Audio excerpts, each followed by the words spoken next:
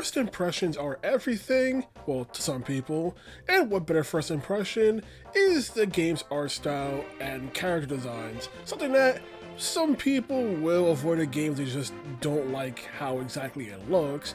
Granted, talking more in a way of they don't like how the designs look, because I'm not talking about people who, let's say, won't play a game if it looks too outdated. I'm not talking about those people. I'm talking about how the way the game looks, even when it's currently released, everything, or if people change their minds after the fact. Gotta start The Legend of Zelda, although there are still some weird comments like people who say Link from A Link to the Past. Sometimes people say he has purple hair when he doesn't. That's just like the rim of his cap, but I can see why people can confuse it for his hair, since otherwise his hair is not exactly standing out in his sprite. But you know, different entries where sometimes they take into account feedback and aspect of the design, such as, hey, Ocarina of Time, here's characters like more cartoony-ish nature, especially with the N64's hardware, but then you also have, hey, here's Adult Link, where they describe him as having quote-unquote long underwear because they didn't want that Link to look too attractive based on the testing of earlier designs where apparently they had that issue of women found that version of Link too attractive. It's like, no, we gotta make him look more awkward. So, weird aspects of feedback like that, but I know the most biggest example when it comes to Legend of Zelda's changed art style would be the Wind Waker and how some people did not like the Wind Waker's art style. Me at the time, being a kid, I love the Wind Waker's art style because I love the fact that it's cartoony, but the fact that it leads into it also with more comedic bits with that Link in that universe. It's always felt like it just looked good, and they try to course correct with fan feedback, at least from the western side of the fan base, with Twilight Princess. And while some say that Twilight Princess visuals haven't aged as gracefully as the Wind Waker's, Wind Waker's cell shading is more timeless, Twilight Princess Link is easily my favorite design for Link in the entire franchise. I just feel that design works the best, and he can still be expressive and take part in goofy moments that happen in the game. So it's not as if they devoid all whimsy from the game, they just try to have this more gritty emphasis, but it's still Legend of Zelda at the end of the day. Also gotta bring up Legend of Zelda Minish Cap, where that art style is derivative of the Wind Waker style, which also then leads into also Phantom Hourglass on the DS, also being not only a sequel to Wind Waker, but also trying to take Wind Waker style and put it onto a DS hardware. So two different versions, one on GBA, one on DS, trying to take this one Link style and try and, you know, make it work for the hardware in question, one going for more 2D, one going for a 3D aspect, and I still like how they look, even if, you know, about DS hardware and 3D for that version of Link looks very blocky and everything, but I still feel like it works. You also have the Game Boy Legend of Zelda games like Link's Awakening, Oracle of Ages, Oracle of Seasons, where they had to try and make their own Link design for this more 2D aspect, still being more a callback to the original Legend of Zelda NES, but trying to make it also simpler for the Game Boy. And I like this Link's design, although I swear that the rim of his cap at times made me think he had one big eyebrow and everything, or the fact that I have moments in those games where you will get these fancy artworks to better showcase what the game is trying to show. So it does have moments we get to see what the artists are trying to go for with those games as well for certain moments, which does help. But then you had a Link's Awakening Switch remake where some people didn't like the fact that the designs were now adapted to look more toyish, I guess people put it. And people didn't like how plasticky it looked. People didn't like that it looked more like some kid's toy box. I mean, I think that works well for the style, but I will admit, I do prefer overall the more pixel art style of the Game Boy games. But with this one, it did lead to the idea of, hey, they could do more with this style of Legend of Zelda, and then they did with Echoes of Wisdom as well, using the same style.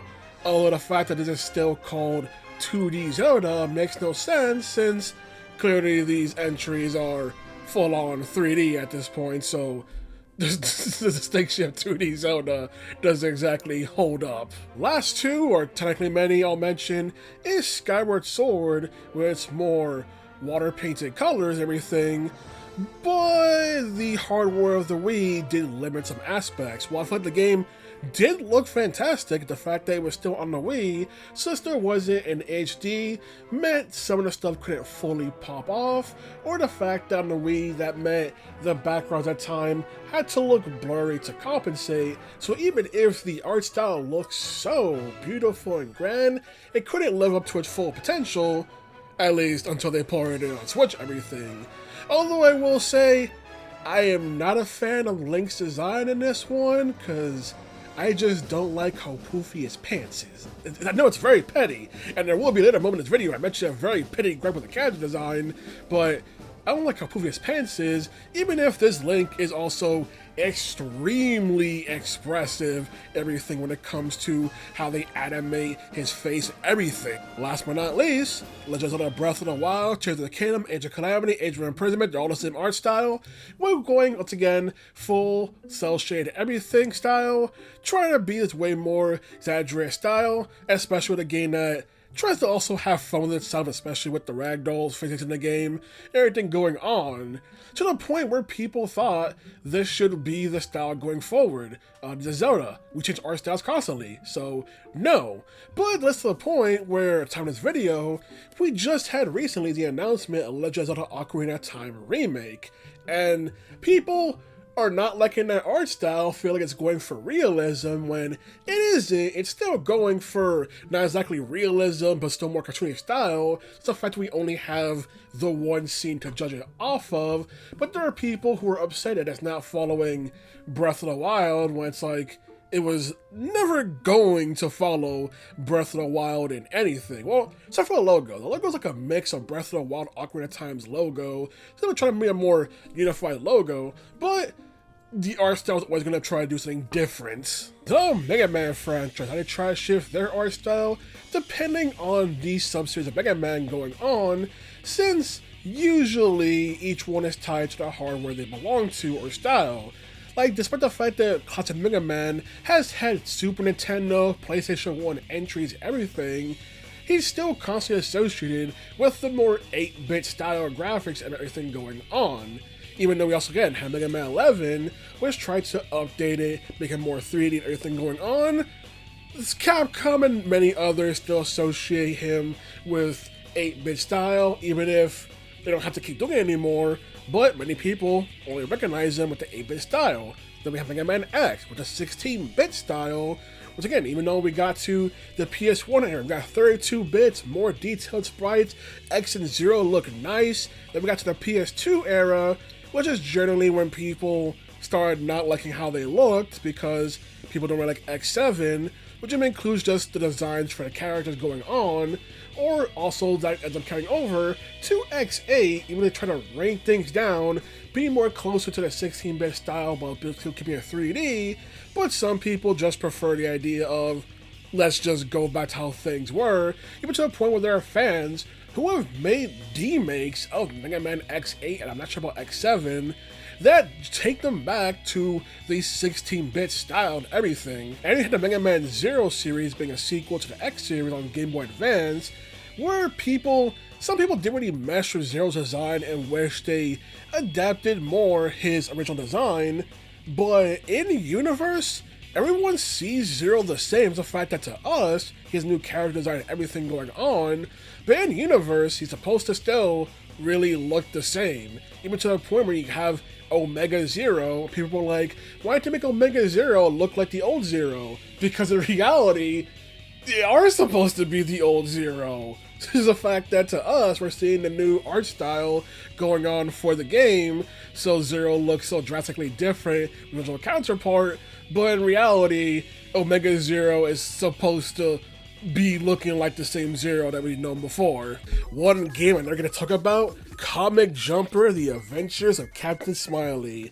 An Xbox Live arcade game released on Xbox 360, that whole entire premise has to do with the idea that Captain Smiley is the main character of a comic book series that has been failing, so he takes a deal, quite literally with the game's developers, having them go through different comics. Depending on what comic you're going to, the style of the game completely changes visually, and it is so cool how well the game looks and tries to keep things in the style.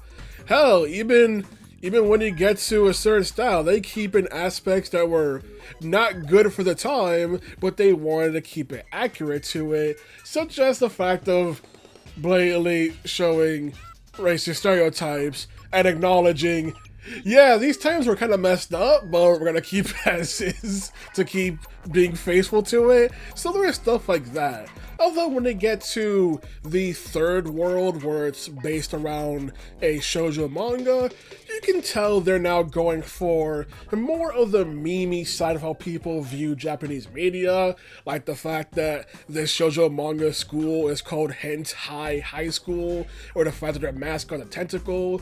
Captain Smiley's hair is blatantly meant to be like Cloud Stripe's hair. He has a Buster sword, crying out loud. Like, you can tell here they're trying to go more for a jokey style and everything, and not being fully one-to-one how shoujo manga would actually go for, while also kind of joking about it and everything. This is an live arcade game made by a Western studio that came out, I think, probably early 2010s or before that. So yeah, they're not gonna have the best impression of how they view Japanese media. Gotta mention Kingdom Hearts franchise and how they will shift Sora's design depending on the world he's in, but sometimes shift entire art styles. Why I love the Timeless River portion of Kingdom Hearts 2, because of the entire shift to classic Disney cartoons, and it looks and sounds super cool and everything going on, especially the fact that, once again, it's still treated as seeing the same version of characters, to the point where they still recognize other characters, like they still recognize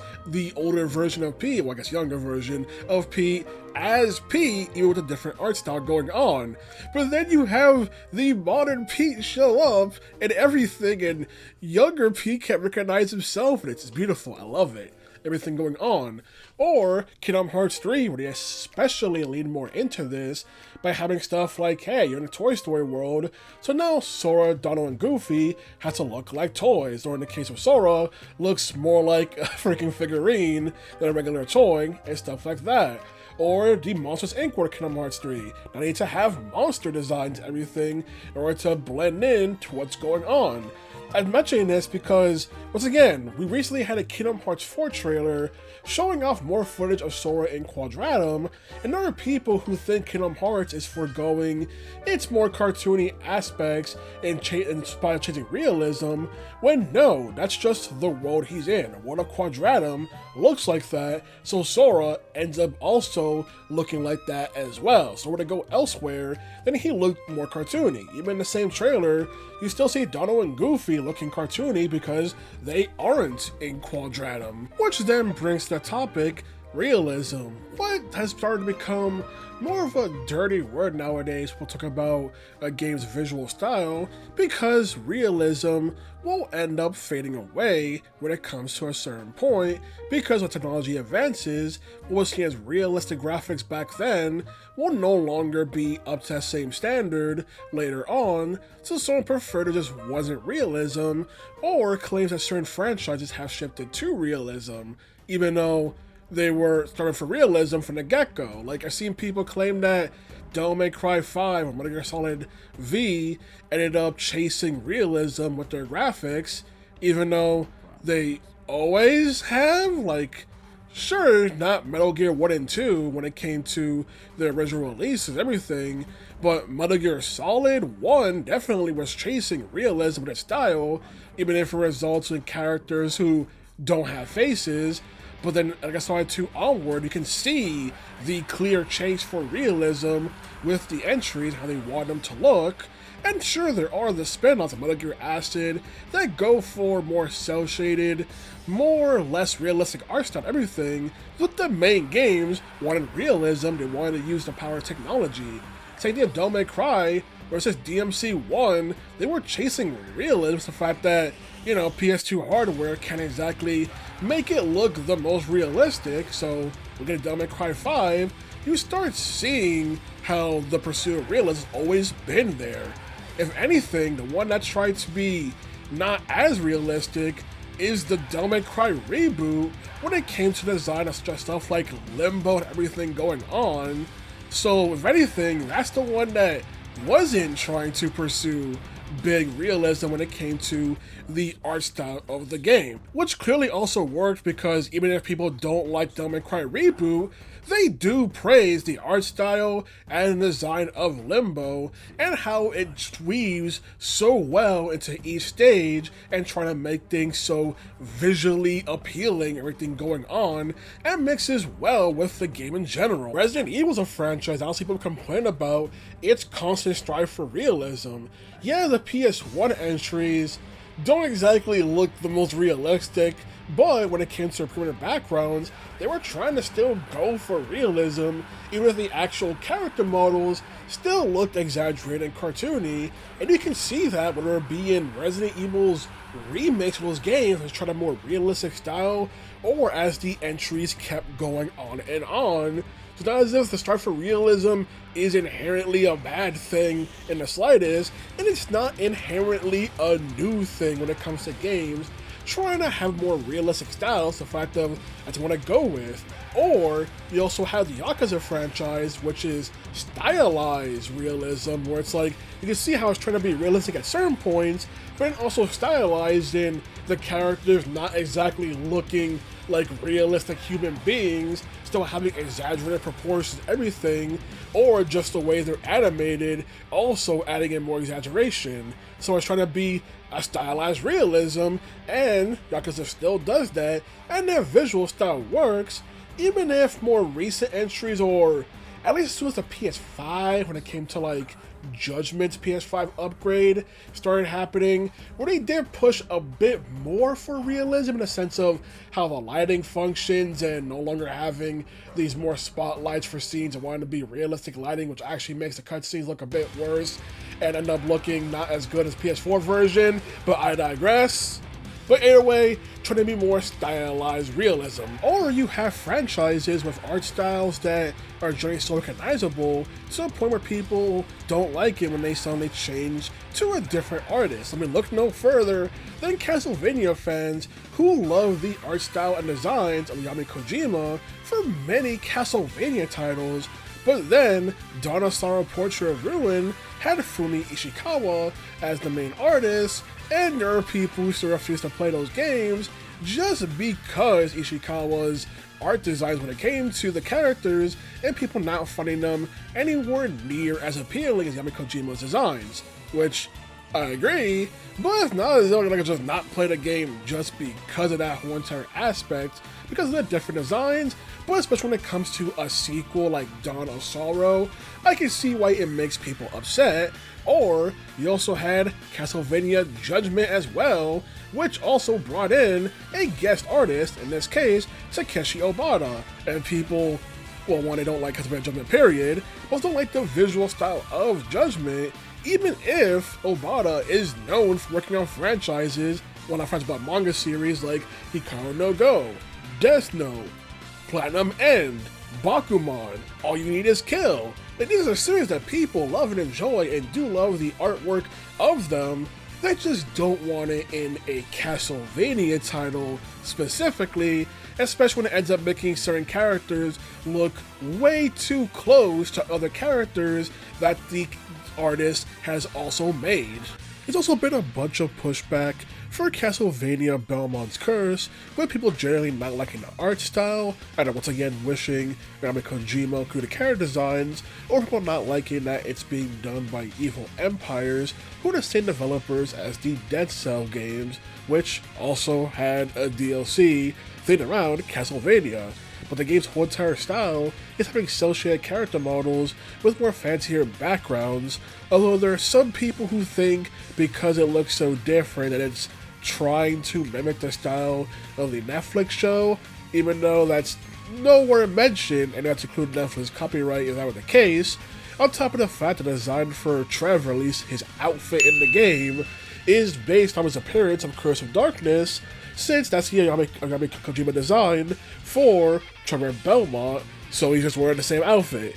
He's wearing the same outfit for 3 games now, which on top of that, Belmont's Curse is now the third entry in the Curse games. Dracula's Curse on NES, Curse of Darkness on PS2 and Xbox, and now Belmont's Curse. But people keep trying to doom post, trying to find any reason to dislike the game, and try to say they're trying to make it like the show and ruin the franchise. Like, it has nothing to do with the show in the slightest so far. The only mention is one mention on their website where they say taking place years after Dracula's Curse and the show. That's because the show is or at least based off of Dracula's Curse. So it's like, hey, how do we get this Netflix only people to come in and buy the game?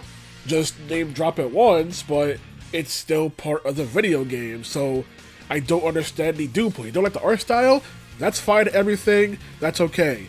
But don't try and make up stuff when it isn't there. The only real question is, they have pre-order and DLC bonuses for Trevor, Alucard, and Sypha outfits, but where's Grant the Nasty? Why is every single thing on this planet forgetting Grant the Nasty?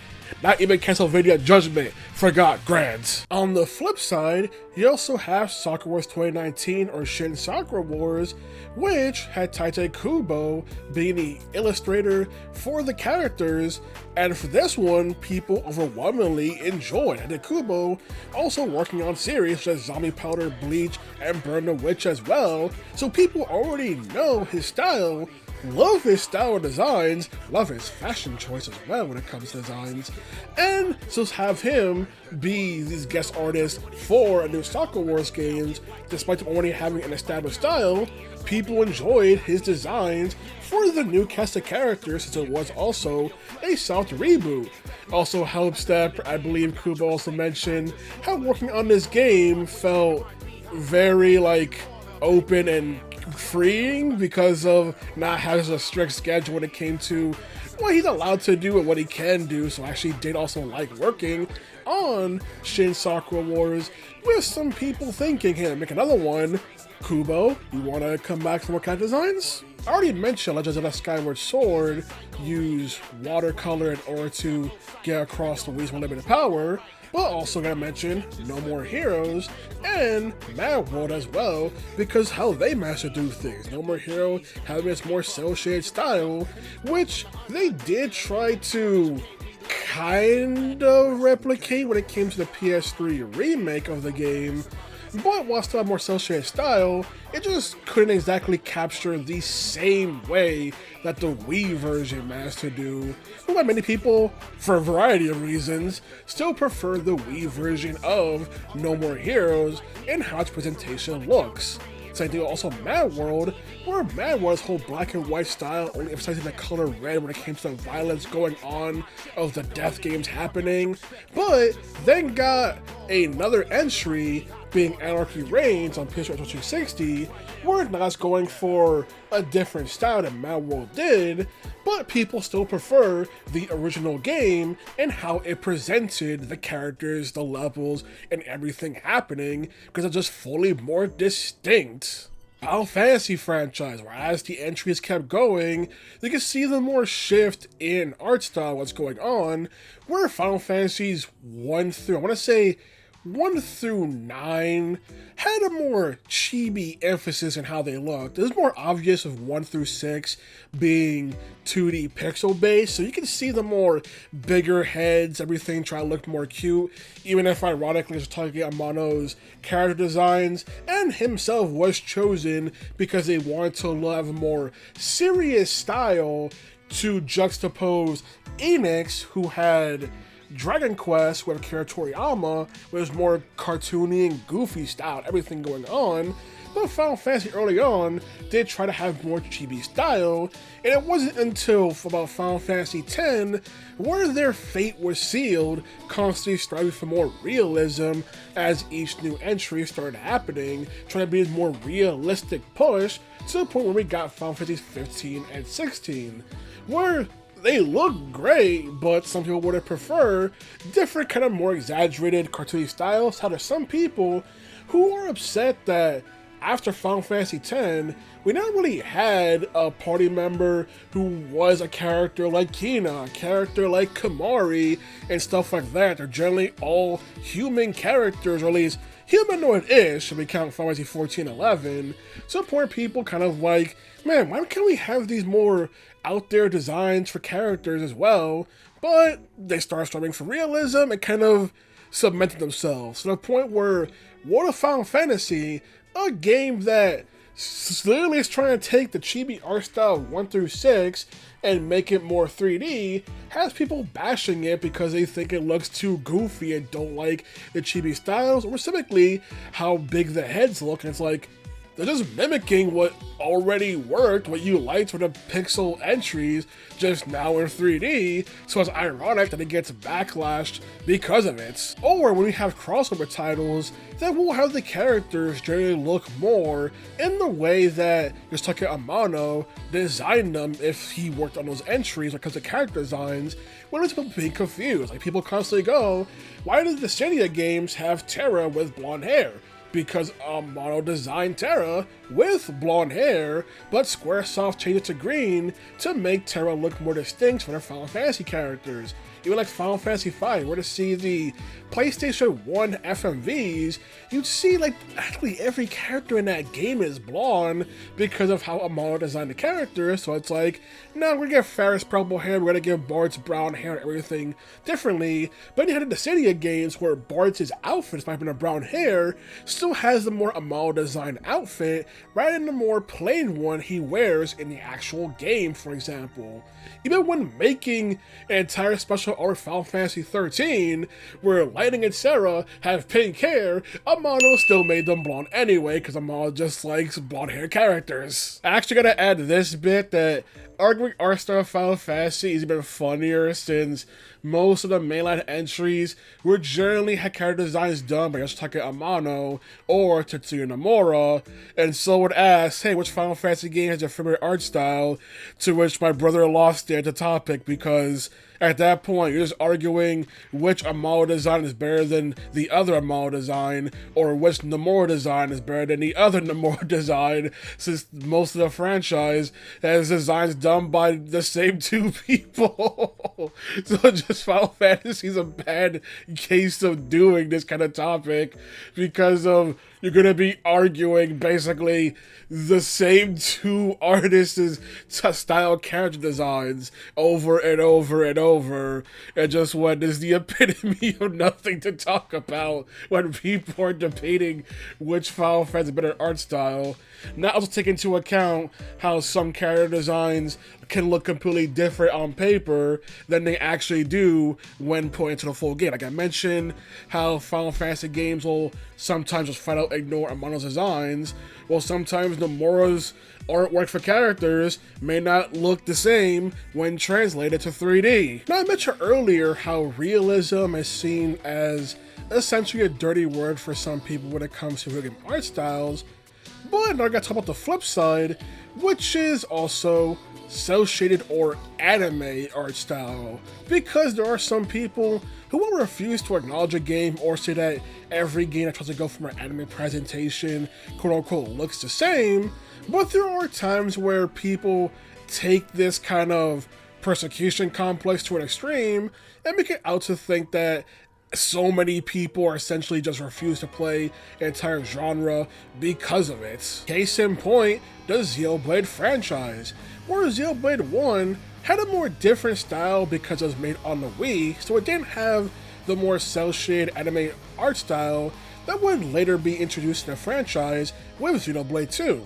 And because of that, people act as Xenoblade 2 basically is the reason the franchise looked like this, and the franchise went downhill because of Xenoblade 2, even though, no, that's just more the fact of they were working with different hardware, and with the Switch, they could make it look the way they wanted to. Same with how Xenoblade 1's remake, or remaster really, on Switch ends up now adopting a similar style to Xenoblade 2. Not exactly the same, but still a similar anime style.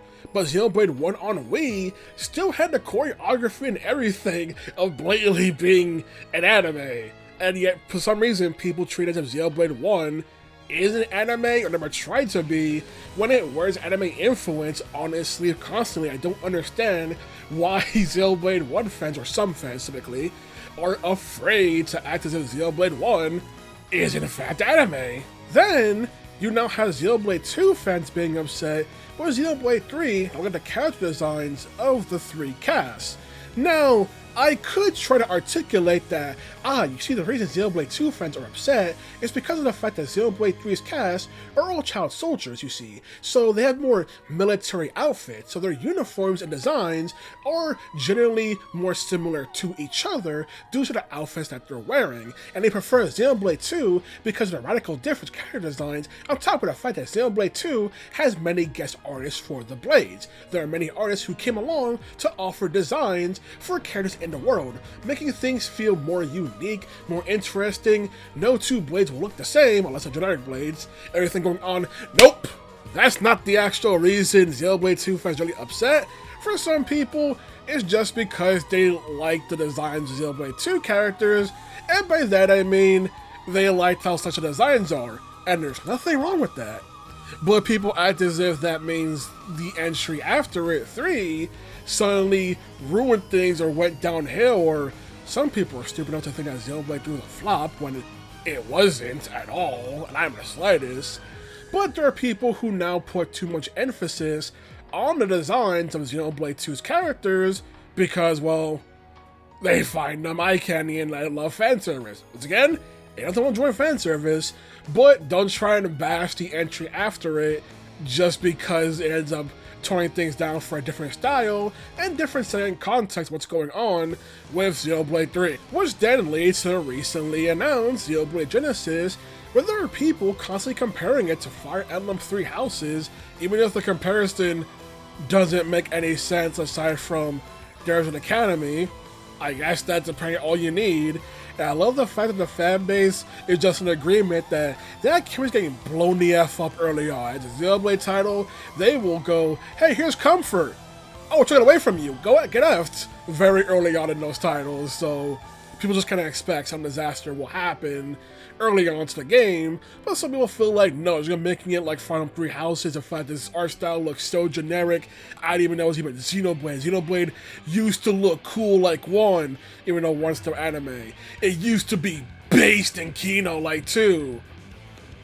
Y'all use based in Kino unironically, what the f? Anyway, so people are bashing Xenoblade Genesis designs, even though, once again, the game's not even out yet. We just have one trailer for the title and everything going on. Now, I mentioned the persecution complex aspect earlier because despite something like Xenoblade selling millions of copies, sure, it's not a mainstream or anything, when Xenoblade 2 is highest, selling about 2 million copies, which is a lot, congratulations Xenoblade 2, but there are people who think because Xenoblade 2 looks anime with a style and everything going on, that people will look down upon it or refuse to play the game just because of it, even though there's a number of reasons why someone may not play a game or Xenoblade 2 at all. So that's typically that, or it's people who believe that if a certain game didn't have a cel-shaded art style, then people would have generally liked it more or whatever, which necessarily, like, there are people trying to use Persona 5 all things as an example of if Persona 5 looked more photorealistic, people would have played it. That game was like, what, over 5 million sales and y'all still bitching? What the hell? It got nominated for Game of the Year as well. Another thing people think the Game Awards have a bias against Japanese media as well. Like, what? Or when Clear Obscure Episode 33 came out and essentially had constant millions of sales, people were thinking, oh, Episode 33 had a more anime art style, then less people would have played the game, and I only got that high because of its realistic art style. I mean, once again, like Persona 5, sold a lot of copies, still selling copies, Persona Atlas still sell more games, whatever. But it's one of those things where people just act as if, oh, if people were more enjoyment of anime art style, we'd be selling these franchises sell way more. It's like, you don't know that for sure at all. Like, it could be a variety of reasons. I don't understand the constant victim complex of, oh, woe is me, I enjoy anime, and therefore people are not playing an anime game. Despite the fact that anime has never been more mainstream and had more audiences whatsoever. So, What the hell are you talking about? Try looking at Dragon Ball Z Kakarot, Dragon Ball Z Sparking Zero, and tell me that, oh yeah, look at the fact that people won't play games just because of anime style. Those games totally didn't sell well at all. Also, if you're a benchmark on whether or not a game did all too well or got well received is whether or not it got nomination at the Game Awards, please don't use the Game Awards as a benchmark for anything.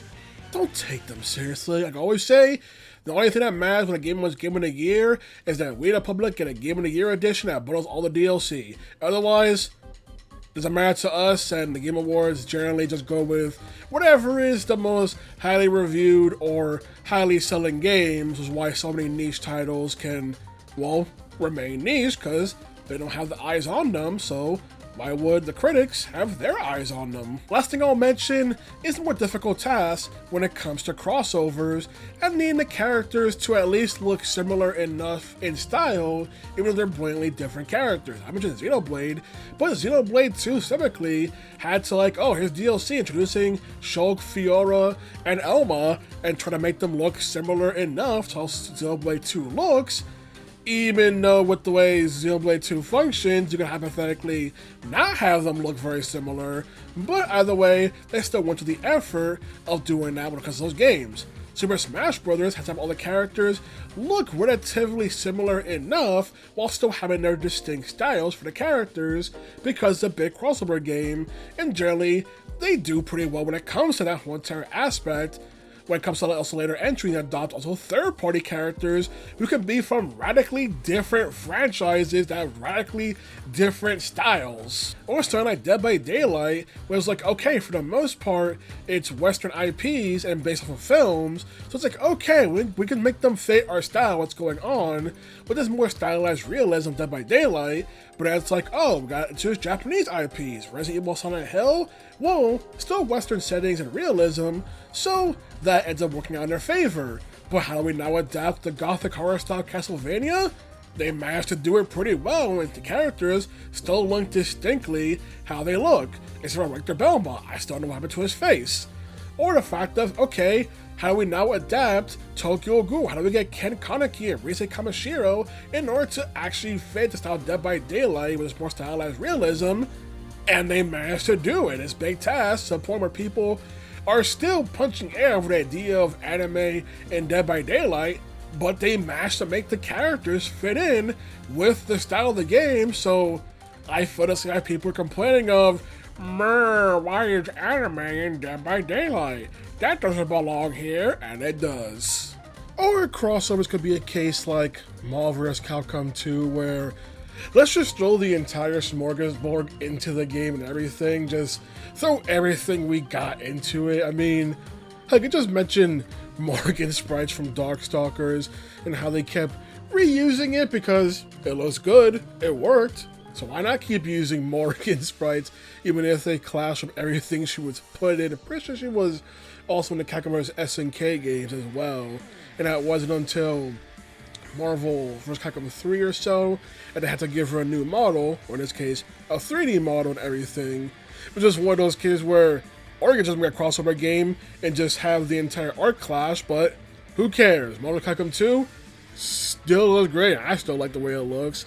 Or also Blaze Blue Cross Tag Battle, where that was more a case of, yeah, it's a crossover of multiple different games made by Arc System Works, or published by them, but it's also a case where you had sprites that were made for like 720p quality, now being up against 1080p made sprites, and then being up against sprites probably made up to like 4K or so, considering newer characters like the Ruby characters, or also Yumi Fascinator and Kagura, had to be newly made for the game, so they couldn't exactly repurpose and also touch up the older sprites and everything. But there are still characters who still had new stuff going on, like, can't remember the fact that Adachi was given moves like Cross Slash that he never had in the original game came from, being transforming on Ultimax. Simple stuff like that, where it's like they still have to touch up how the characters looked and operate and everything. It was a big crossover game, mashing up all the stuff they worked on. But just the fact that the older sprites, like the Blaze Blue characters, you can tell stand out when put next to like the Ruby characters, for example. Other Tekken games have a more grind anime style, so even though Clear still has the anime inspiration you can tell when it comes to the games, they can still include more realistic looking characters like, oh, Nox from 2015, Clive from 2016, and also to again include just characters based on real life actors like Negan from The Walking Dead and just adapt them pretty well. Or the fact that with Street Fighter 6 guest characters, there were people hyped up to see characters like Terry Bogard and Mai Shiranui in the RE engine with the powerhouse of that kind of engine and be like, what would these characters look like? And now people are having that same excitement for Tifa coming to Street Fighter 6 and what will Tifa look like in the RE engine. Even in reality, the RE engine can do a lot of things, but look at people just lower it down to what would a character look in RE engine though. I just want to ramble about this whole entire topic, and I know there are many games that I could bring up. I could bring up the likes of Crystar and that game's visual style, especially in a juxtaposition of the game's real world setting, but also the setting when you're in the dungeon as well, the character designs within it, and then Crime Machina as well in that style, and then the Crime Light, which is not going to come out until November of 2026, but